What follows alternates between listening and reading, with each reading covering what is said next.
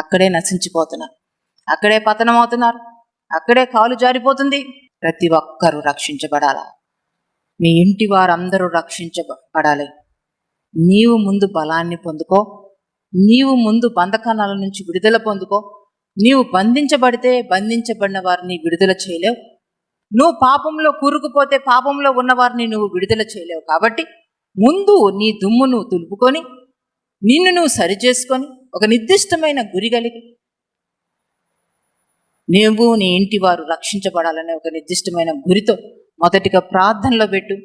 ప్రార్థన చేయి, విజ్ఞాపన ప్రార్థన చేయి. నశించిపోయే ఆత్మల పట్ల భారము కలిగి జీవించడానికి నేటి దినాన తీర్మానం తీసుకో.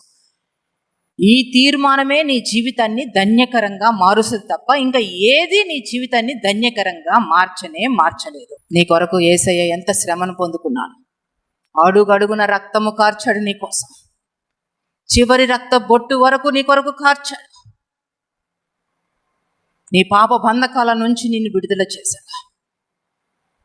ఆయన పరిశుద్ధమైన రక్తము, విలువైన రక్తముతో నిన్ను కడిగాడు, పవిత్రపరిచాడు, పరిశుద్ధపరిచాడు.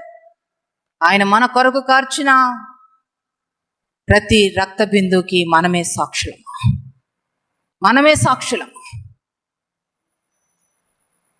యేసయ్యను సంతోషపెట్టే జీవితం జీవించడానికి మంచి తీర్మానం తీసుకోండి. యేసయ్య కోసం బ్రతకడానికి మంచి తీర్మానం తీసుకోండి.